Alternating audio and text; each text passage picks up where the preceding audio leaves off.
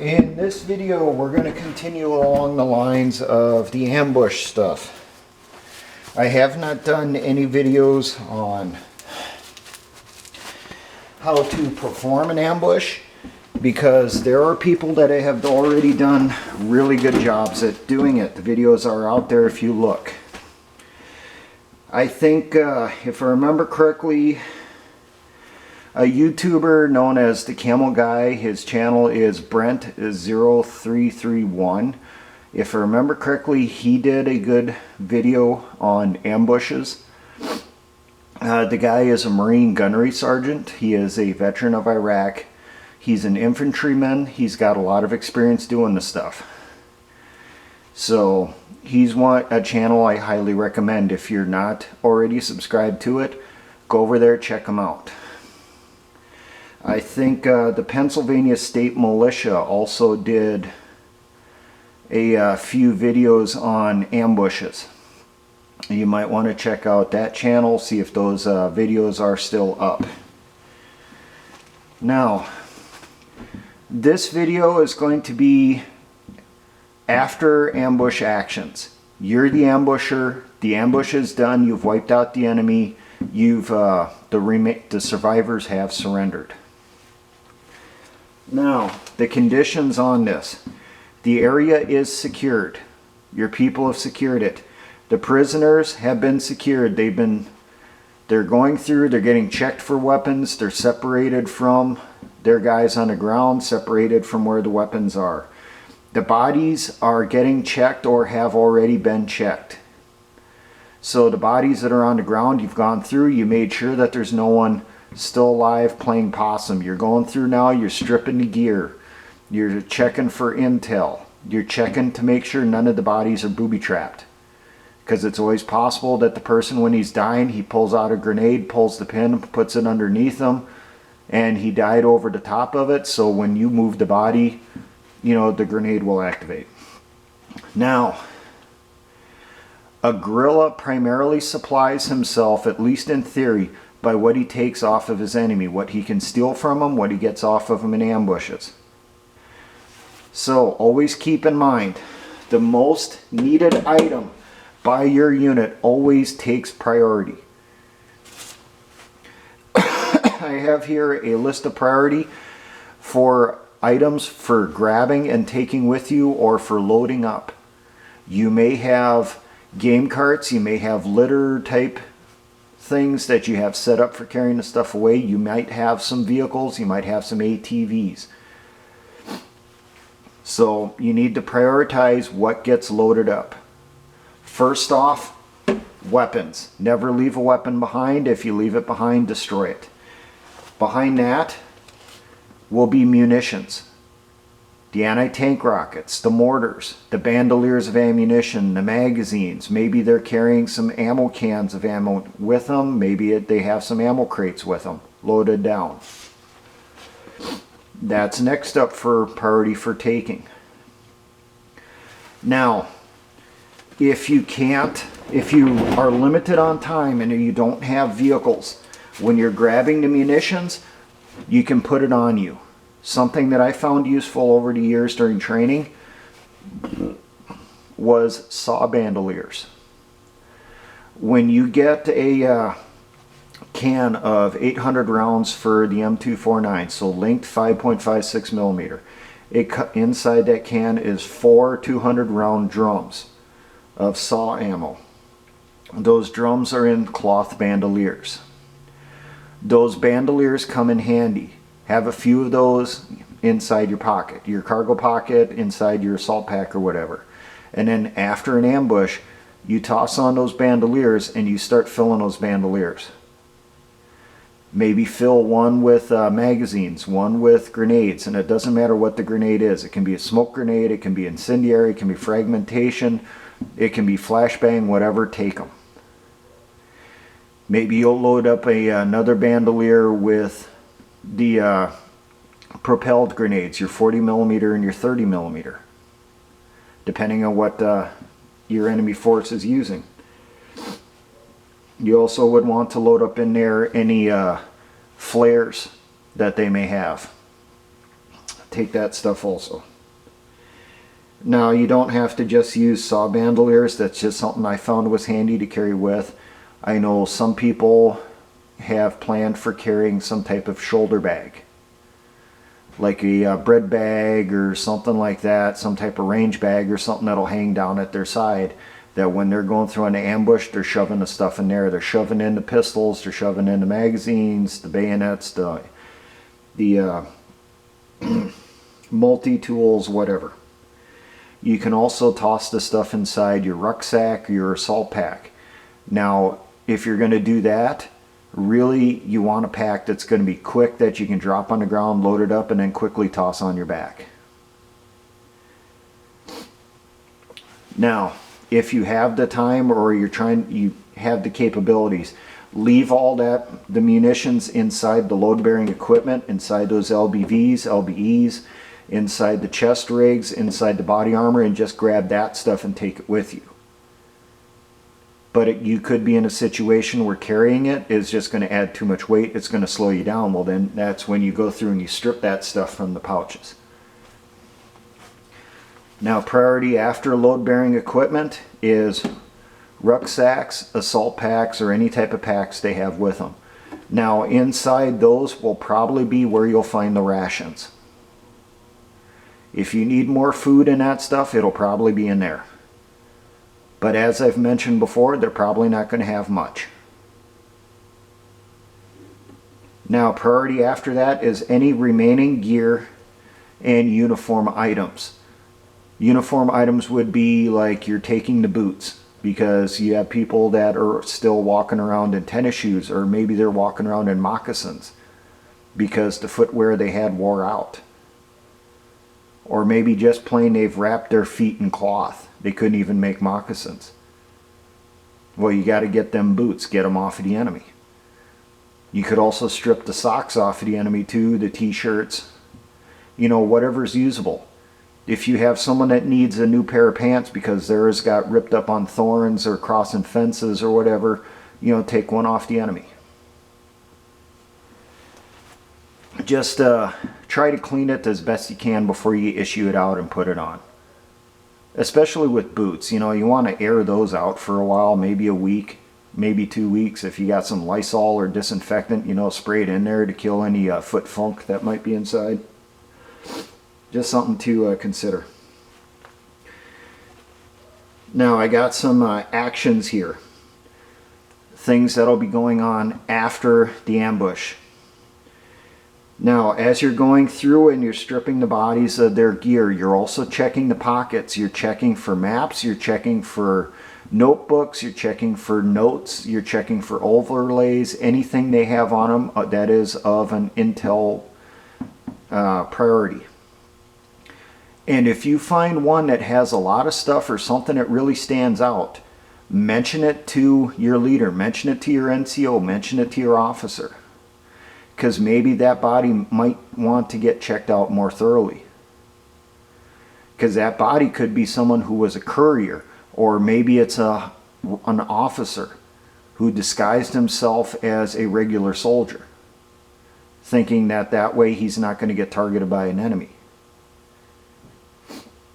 That also comes into play that maybe you'll want to have a camera with you, a little digital camera that you can take a picture of that person that you took the stuff off. Lay that information out right next to the body, get a picture of the body with that information, and then get some pictures of the person's head and any distinguishing marks on them. If they have tattoos or something, maybe that's information that needs to go to your intel section. Maybe that person was important. Now, while the bodies are getting stripped, the intel is getting gathered up. That's when you have people that are designated to load up the litters, the carts, and the vehicles, and are being loaded by priority. I'm probably going to do a video here in the springtime, I'm still toying with it, on a way that we could take a couple poles and we could use those for loading up rucksacks, loading up weapons, loading up assault packs, loading up different gear. I know I've seen documentary footage of this, and I know it's been done in movies over the years, where Allied units would enlist the locals to help them fight the Japanese. Well, when the battle's done, you have the villagers come in and they start loading up all the gear onto these makeshift litters, onto these, little cargo net things that they suspend between a couple poles. They load everything up and then they take off and they sort it out at the village. I'm going to try doing some experiments on that, see if I come up with some recommendations for you on how to set this stuff up and use it. While that is going on, the casualties are being administered first aid and prepared for evacuation. The ones that are ambulatory, they can still walk. That's what they should do. Now be advised, some of those may be injured enough they cannot carry their own equipment, so then someone else will have to carry it for them, their battle buddy. If the casualty is a litter casualty, you need to take that into consideration, that they're going to have to be taken out on a litter. If you have vehicles, you might want to plan for getting that casualty onto the vehicle. The prisoners are prepared and disposed of accordingly. Now that could be you're preparing for them to be taken with you. You're blindfolding them and that stuff. You're dragging them out of there.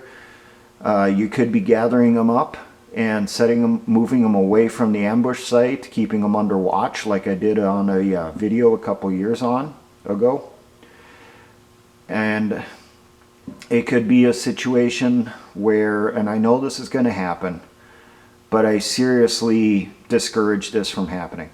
I know there are going to be some units, they're just going to outright shoot the prisoners. And a lot of that comes down to reprisals. This always happens in guerrilla warfare, always happens in an insurgency. The guerrilla causes enough casualties on the occupying force. The occupying force gets so frustrated, they take it out on the civilian population and they commit war atrocities. They kill civilians, they rape civilians, and so forth. Well, then the guerrilla, the insurgent, hears about it, they get enraged, and then they take it out on the occupier. And how they usually take it out on the occupier is killing their wounded, killing the prisoners. We need to be above that as much as possible, but I know it's going to happen because historically it always does. That's where you had situations like in Vietnam, the My Lai massacre. Well, after that was done, you can guarantee VC units in the area took that out on South Vietnamese troops and American troops afterwards. That type of stuff happened in, Russia and Ukraine against the Nazis. It happened in France against the Nazis, in Italy. It's happened all over the place in every insurgency. It always occurs. But as much as possible, we need to stop that stuff from happening. Okay, weapons and gear that cannot be taken is gathered up and prepared for destruction. I did a video on this. People got after me about that, saying, well, that situation's never going to happen. Yes, it is. You are going to be in those situations where there's going to be so much stuff that you've taken off the enemy, you can't take it all with you. You do not want it to fall into enemy hands. It must be destroyed. Do not let your enemy get it back so they can reuse it. Destroy it. Burn it, blow it up, whatever. Crush it, whatever way you can to make it completely unusable, completely unrepairable. Now, the goal for getting this done by is a maximum of 3 to 5 minutes. That's not a lot of time, I know that. But that really needs to be your goal. Definitely do not go over 10 minutes. Never go over 10 minutes on the ambush site. We used to have a saying when I was stationed overseas. Within 3 minutes, you're taking mortars. Within 5 minutes, you're taking artillery.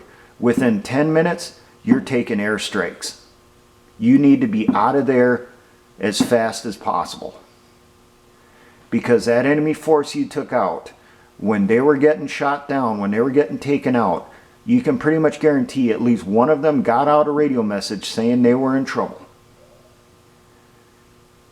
So the enemy's going to be getting their quick reaction force ready, getting them launched into that area. They're going to be sending in the gunships. They're going to be sending in the fixed wing attack aircraft. Things like your Sukhoi 25, Sukhoi 35s, your A-10 Warthogs, that type of stuff. It's going to be coming after you with a vengeance. Now, when everything's ready, the unit pulls out and it disperses if it's larger than a squad. And even when you're a squad, you might want to disperse down to fire teams or even buddy teams. When you think about this, you're a target. You're a giant target and you're going to be moving slower because you're carrying a lot of stuff with you, more than what you had before. To make it harder on the enemy to take you out, disperse. Break up into smaller elements, go separate directions, but have a predetermined rally point where everyone's going to meet at a certain time. It could be something like, meet over at this farm place, tomorrow morning when the sun comes up. Or, we're going to meet over on this hill tonight after the sun goes down. Now, the gear and supplies that are taken will be cached if they're not to be used or needed right away. All the weapons and equipment must be cleaned before it gets cached. Do not store the weapons dirty. Go through, clean them thoroughly. Go through and clean the gear and the uniforms. Make sure they do not get stored wet. They do not get stored bloody, covered in blood, especially wet blood. Do not store the gear if it's covered in mud. Dry the stuff off as best you can. Leave it out in the sun, leave it out in the wind, dry it out, go through, knock the mud off, scrape as much of it off as best you can. You may not have scrub brushes with you, but find some way to get that stuff off of there as much as possible. Go through, clean the weapons as thoroughly as possible. There are videos from Vietnam, captured film from the Viet Cong of them wiping out an ARVN patrol. Then it shows them stripping the weapons, stripping the gear, the uniforms and stuff off of the enemy. Then the next scene is they're back at the base camp. They're going through and they're cleaning everything thoroughly. They're not just cleaning their weapons, they're cleaning the stuff that was captured. And they're cleaning it to the level of what you would do for a sergeant major's inspection. They're cleaning it thoroughly because it may be a while before that weapon does get used again. And if you store it dirty, then the parts are going to start degrading. They're going to corrode and stuff. There's even stuff inside that one film that I seen of them going through. They're cleaning the ammunition. They're unloading the magazines. They're cleaning the magazines up really good, and then putting them back together. They're cleaning each individual round and then putting them back in the magazines. That might be something you might want to consider if you got the time. Now, you could go to these caches, to predetermined caches, as you're when you're dispersed, or do it after you've rallied. Everyone's back together, and then you move to the cache and load the stuff up.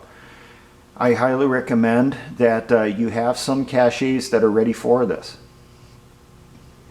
Maybe the cache is one that at the beginning of the war was loaded with food, ammunition, and medical supplies. Well, those supplies are all used up. You don't fill that cache in, you don't tear it apart. Have that ready so that after an ambush you can restock it with stuff that you've captured. Maybe you'll have some caches that you dug, as part of this rotation in the field. Stuff that's in that area and stuff. You moved into an area, you haven't operated in there before. You go through, you prep some caches. And then as you do the ambushes, you get that stuff over to those caches and you get them loaded up.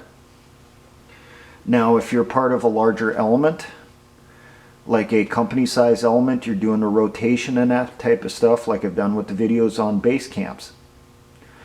When you go back into the base camp for your rest and re-equip period, you report to that supply section, to that quartermaster, the locations of caches, especially any new ones, and what's in them. Let them know. Let them know that, hey, we got so many rifles in there, so many machine guns, so many light machine guns. We packed in there so much ammunition, so many rucksacks, so many sets of load-bearing equipment, whatever. Report that in there. Because you may not necessarily be the person that's going to work in that AO next. It could be another squad, another platoon, and they'll need to know where that stuff is so that they can draw from it to perform their missions.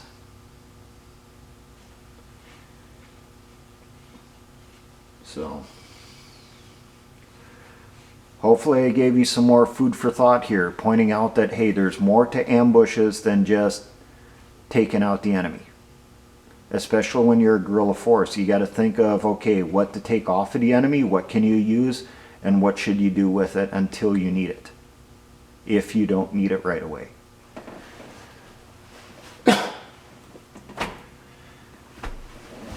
Now, for all my engineer brothers in the Patriot and militia movements, always remember, essayons.